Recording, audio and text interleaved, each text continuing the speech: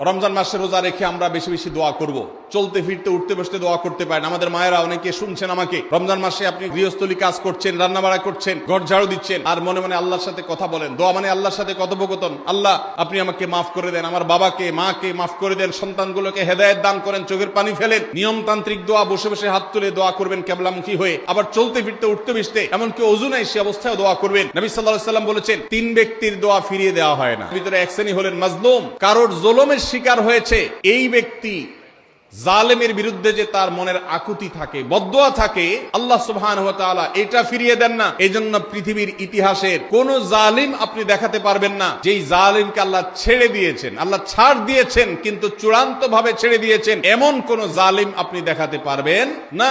এইজন্য ভাই, কখনো কোন অবস্থাতে কারো প্রতি আমরা জুলুম করব না। আল্লাহ আমাদেরকে সেটা মানার তৌফিক দান করুন। তাহলে তিন ব্যক্তির দোয়া কবুল হয়, ফেরত দেওয়া হয় না। তার ভিতরে একজন হলো মাজলুম, যার প্রতি আপনি জুলুম করেছেন, সে আপনার বিরুদ্ধে যে বদদোয়া করে, এটা লাগবেই লাগবে, আজ হোক আর 2 দিন পরে হোক। নাম্বার 2, মুসাফির, যে ব্যক্তি সফরে আছে, সফররত অবস্থায় সে যদি দোয়া করে, সে দোয়া আল্লাহ তাআলা কবুল করেন। 3 নম্বর হলো রোজাদার ব্যক্তি, as-সাইম হাত্তা ইফতির, রোজাদার ব্যক্তি সারাদিন ভর রোজা করলে, ইফতার রাগ পর্যন্ত, সারাদিন দোয়া করলে ইফতার রাগ পর্যন্ত তার দোয়া কবুল হয়। এই জন্য রোজা রেখে আমরা বেশি বেশি আল্লাহর কাছে দোয়া করবো ইনশাআল্লাহ। চলতে ফিরতে উঠতে বসতে মনে মনে আল্লাহর সাথে কথা বললেন, চাওয়া